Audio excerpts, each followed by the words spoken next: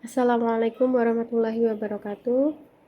Di video kali ini kita akan membahas soal tentang alat optik. Nah, nanti ada beberapa soal contoh yang akan dibahas, kemudian ada soal PR yang harus kalian kerjakan. Kalau PR ada tulisannya PR nomor 1, PR nomor 2, dan seterusnya. Kita langsung ke contoh soal nomor 1. Di sini ada bacaan tentang lensa cembung.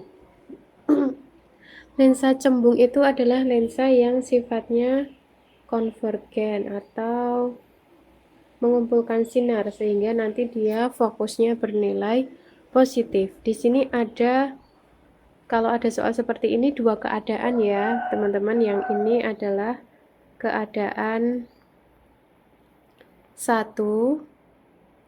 Keadaan satu itu keadaan awal dari yang ada di gambar sebelum benda digeser. Kemudian nanti keadaan duanya di sini. Nah, di keadaan dua ini yang ditanyakan adalah berapa jarak bayangannya dari lensa.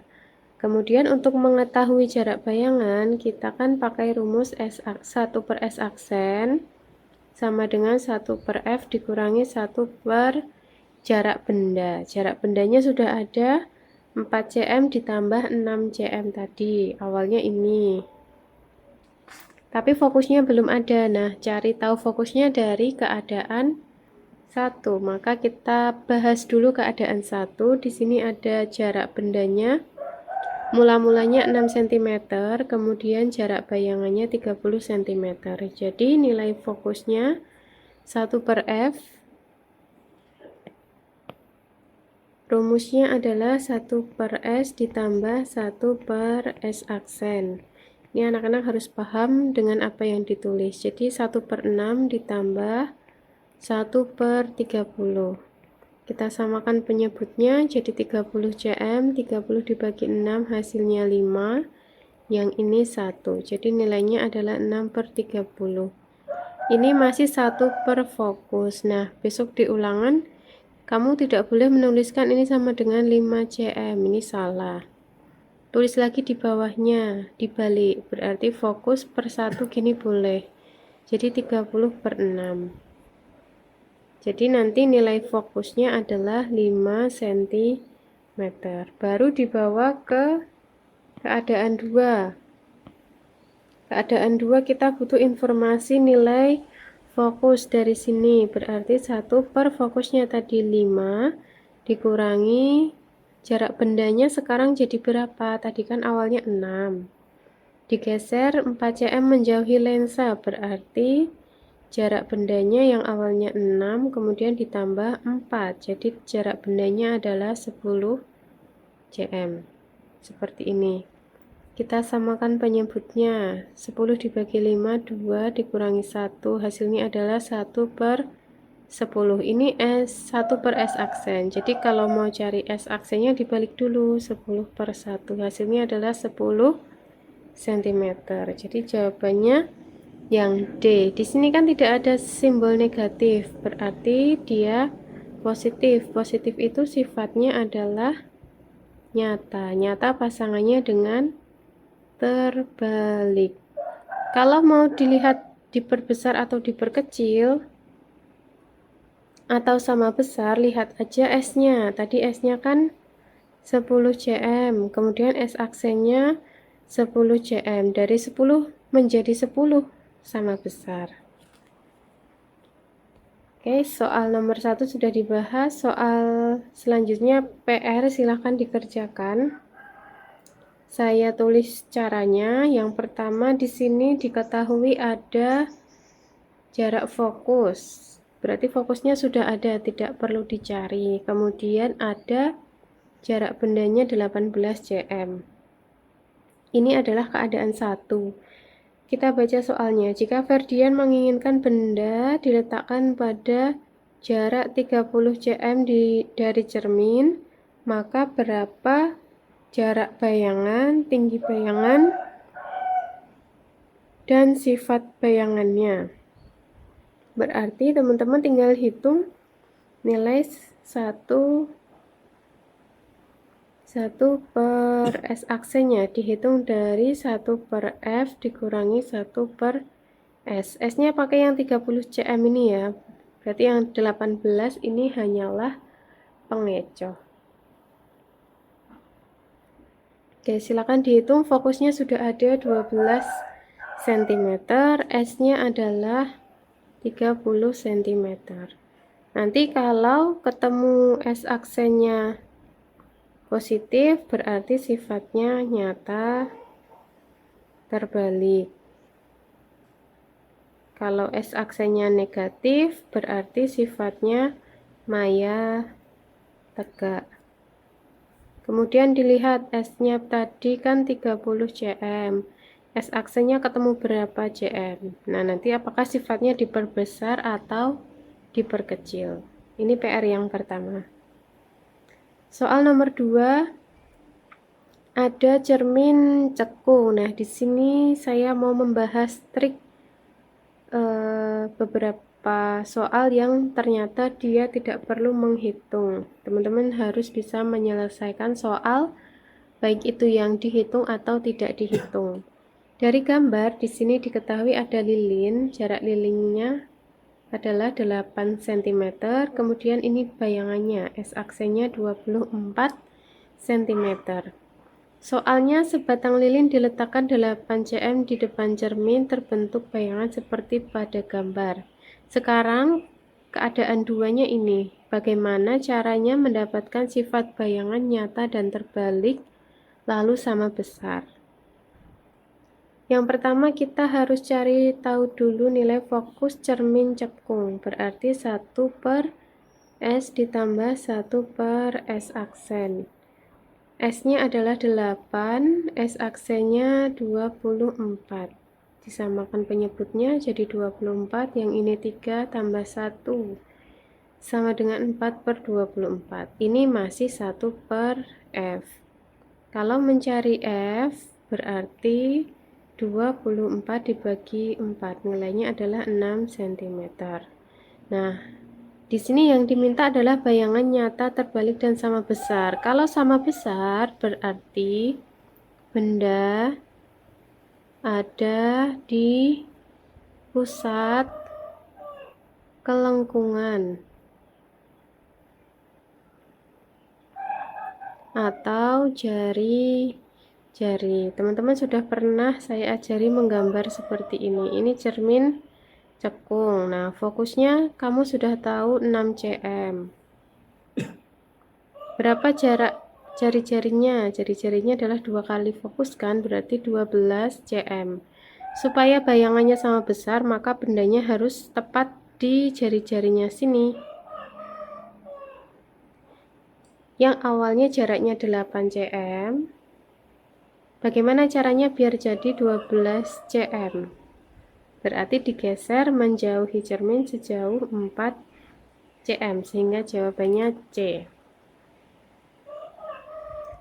Itu adalah soal yang mencari fokus, kemudian untuk mencari sifat bayangannya tidak perlu menghitung. Kamu bisa menggunakan ruang. Masih ingat kan, ini ada ruang 1, ini ruang 2, ini ruang 3, yang ini ruang 4. Dibuka lagi buku tulisnya.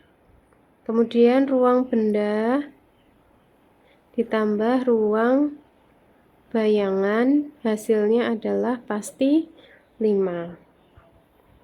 PR kedua, teman-teman disuruh menghitung berapa jarak bayangan jika bendanya diubah menjadi 30 cm. Nah, berarti dari informasi ini kamu harus menghitung dulu nilai fokusnya. Fokus tadi dihitung dari S ditambah 1 per S aksen. Jarak bendanya boleh pakai yang 10, kemudian jarak bayangannya 15, atau jarak bendanya 15, jarak bayangannya 10. Kamu pilih salah satu aja karena hasilnya nanti sama. Nah, kalau sudah ketemu fokus, kemudian kamu bisa hitung jarak bayangannya. Nanti rumusnya 1 per S aksen, 1 per F dikurangi 1 per S. Ini kamu sudah mahir berarti ya. Nanti 30 cm-nya digunakan untuk mengganti S-nya. Fokusnya dihitung dari sini dulu. Dari keadaan 1.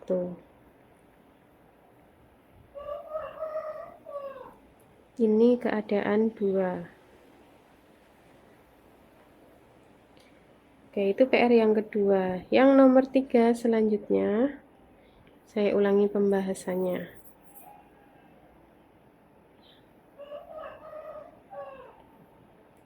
Di sini ada jarak benda 14 cm.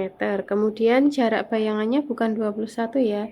Jarak bayangannya dari lensa sampai ke layar. Ini totalnya adalah 14 ditambah 21, jadi 35 cm. Ini berperan sebagai keadaan 1. Jadi di keadaan 1 ini kita bisa gunakan untuk menghitung nilai 1 per fokusnya. 1 per S-nya 14 ditambah 1 per jarak bayangannya 35.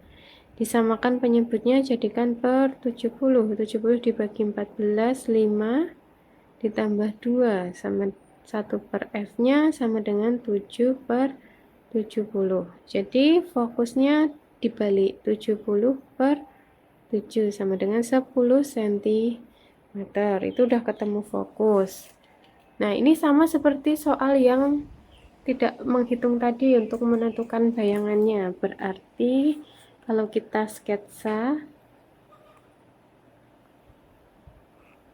fokusnya 10, berarti jari-jarinya 20 cm. Yang diminta adalah bayangan lilin menjadi lebih kecil. Oke, teman-teman ingat, ruang benda ditambah ruang bayangan sama dengan 5. Supaya bayangan lebih kecil, berarti ruang bayangannya ini harus lebih kecil daripada ruang benda. Satu-satunya posisi itu adalah 3 ditambah 2. Kalau 1 ditambah 4 tidak bisa. Kalau 2 ditambah 3, ini bayangannya lebih besar. Berarti yang ini salah. Jadi satu-satunya posisi adalah bendanya ditaruh di ruang 3. Ruang 3 itu di belakang R. Di sini ruang 3. Jadi posisi bendanya lebih jauh dari jarak 20 cm. Mana jawabannya?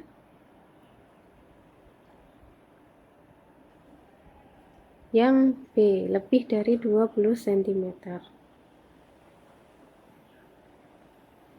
Lanjut soal nomor 4. Saya ulangi lagi pembahasannya. Di sini ada bacaan tentang cermin cembung dan lensa cekung. Sekilas tampak mirip sifatnya, sama-sama positif. Sama-sama negatif, sifatnya sama-sama negatif, tapi ada beberapa hal yang berbeda.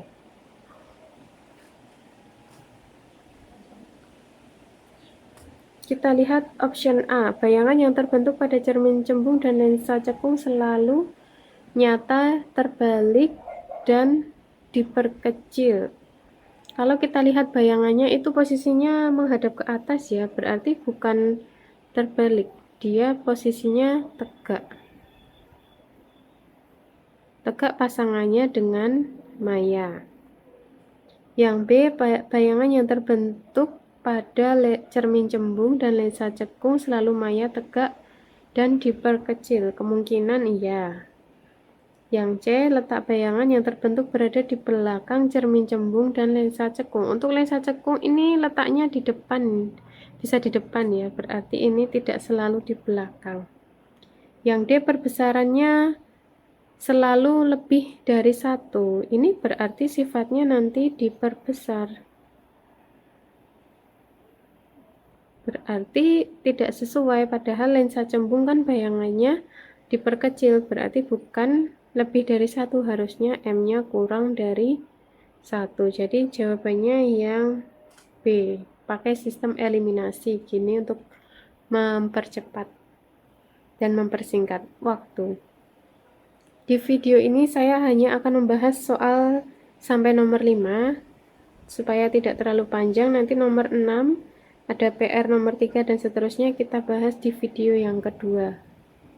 Nomor 5, memahami kinerja teropong. Di sini ada 2 jenis teropong. Yang pertama, ini mau nggak mau kamu baca bacaannya ya. Teropong bintang dan teropong bumi. Teropong bintang atau astronomi mengamati benda-benda luar angkasa. Teropong bintang terdiri dari 2 lensa cembung. Namanya lensa objektif dan lensa okuler. Jarak fokus lensa objektif lebih besar daripada jarak fokus lensa okuler. Berarti yang bintang itu yang lensanya 2. Jadi ini gambar 1 adalah teropong bintang. Ciri yang kedua tadi fokus objektif, dia lebih besar daripada fokus okuler. Kemudian pengamatan pada teropong bintang dilakukan dengan mata tidak berakomodasi atau mata berakomodasi. Berarti bisa dua-duanya, bisa berakomodasi, bisa tidak berakomodasi. Selanjutnya teropong bumi atau teropong medan untuk mengamati benda-benda jauh di bumi terdiri dari 3 lensa cembung. Ini ada 3 lensa, berarti dia teropong bumi. Terdiri dari lensa objektif, lensa okuler, dan lensa pembalik. Jadi nanti kanan kirinya itu sudah sesuai. Lensa pembalik berfungsi untuk membalik bayangan akhir yang dibentuk sehingga dihasilkan bayangan yang sama tegak dengan benda aslinya. Perhatikan pembentukan bayangan pada teropong berikut ini. Gambar 1, mata pengamat berakomodasi maksimum karena bayangan yang dibentuk oleh lensa objektif berada di ruang 1 lensa okuler. Gambar 2, mata pengamat tidak berakomodasi karena bayangan yang dibentuk lensa pembalik berada di ruang 1 lensa okuler. Kalau kita lihat ini bayangannya itu semuanya ada di pusat kelengkungan ya. Di sini. Ini juga di pusat kelengkungan. Berarti ini tidak sesuai. Ruang 1 itu kan bukan di pusat kelengkungan. Terus yang C, gambar 1 teropong bintang dengan FOB sama dengan FOK salah. Harusnya tadi FOB-nya lebih besar. Yang D, bayangan akhir yang dibentuk kedua teropong bersifat maya tegak, salah. Untuk teropong bintang bayangannya bersifat terbalik. Ini kan hadapnya ke bawah ya. Teman-teman kalau bingung boleh pakai sistem eliminasi seperti saya. Jadi jawabannya yang benar adalah yang A. Oke, demikian pembahasan soal nomor 1 sampai 5 persiapan ulangan harian dan PTS. Di video ini ada 2 soal PR. Yang pertama ini, kemudian yang kedua ini. Silakan dikerjakan menggunakan caranya dan kamu harus paham apa yang kamu tulis. Tidak boleh pakai ChatGPT. Besok kalau kamu tidak bisa boleh bertanya, tapi kamu saya yakin sudah bisa karena sudah berusaha mempelajari pembahasan soal-soal di video ini. Ingat ya, tidak boleh pakai AI, uraian ditulis, satuannya juga ditulis, jangan sampai belum dibalik sudah ditulis jawabannya. Contohnya tadi yang 1, misalnya ini masih 1/F nilainya 4/24. Ini langsung kamu tulis 6 cm, ini tidak boleh. Harus ditulis fokus di bawahnya, fokus sama dengan 24/4 sama dengan 6 cm. Baru gini benar jawaban kamu.